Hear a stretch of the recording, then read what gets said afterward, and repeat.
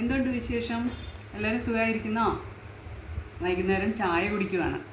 അപ്പോൾ അതിൻ്റെ കൂടെ വേറൊരു പണി കൂടി ചെയ്യാനുണ്ട്. ചായ കുടിച്ചു കഴിഞ്ഞിട്ട് ഇതാ പൂവ്, നാളെ ഓണത്തിന് തിരുവോണത്തിന് പൂക്കളിടാൻ വേണ്ടിയിട്ട് പൂവ് നമുക്കിവിടെ എങ്ങും അങ്ങനെ കിട്ടാനില്ല. ഞങ്ങൾ ഡെയിലി ഇടുന്നത് നമ്മുടെ മുറ്റത്തും പറമ്പിലുമൊക്കെ ഉള്ള ഇച്ചിരി ചെമ്പരത്തിയോ അങ്ങനത്തെ ഇച്ചിരി അതും ഇതുമൊക്കെ പൂക്കളൊക്കെ ഉണ്ടായിരുന്നുള്ളൂ.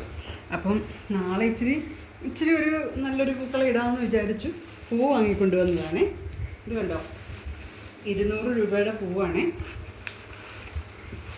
നമുക്കിവിടെ ഇപ്പം എല്ലായിടത്തും കാണുമായിരിക്കുമല്ലോ, വഴിയിലൊക്കെ നിറയെ പൂവൊക്കെ വെച്ച് വിൽക്കുന്നൊക്കെ ഉണ്ട്.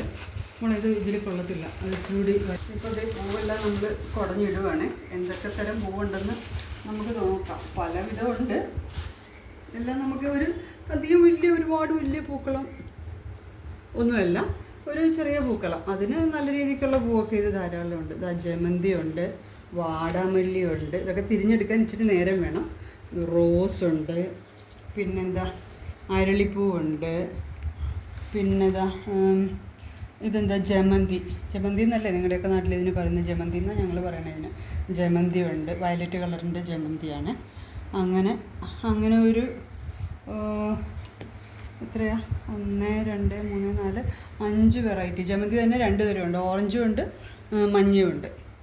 ഇത്രയൊക്കെ ധാരാളം. ഇതാ വെള്ള ജമന്തിയും ഉണ്ട്. ഓക്കെ, അത് കണ്ടില്ല, വെള്ള ജമന്തി. ഇത്രയും സാധനങ്ങളൊക്കെ ഉണ്ട്. ഇതൊക്കെ കൊണ്ട് അടിപൊളിയായിട്ടൊരു പൂക്കളം ഇടാം. അപ്പോൾ നാളെ പൂക്കളം ഇട്ടിട്ട് നമുക്ക് കാണാം. Okay, bye. എല്ലാവരും റെഡിയാക്കിയോ? പൂക്കളത്തിനൊക്കെയുള്ള റെഡിയാക്കിയോ? ഉത്രാടത്തിലെ തിരക്കൊക്കെ കഴിഞ്ഞോ എല്ലാവരുടെയും? അപ്പോൾ നാളെ തിരുവോണത്തിന് വേണ്ടി എല്ലാവരും തയ്യാറെടുത്തിരിക്കുക. അഡ്വാൻസ് ആയിട്ട് തിരുവോണാശംസകളും നേരുന്നു. ബൈ.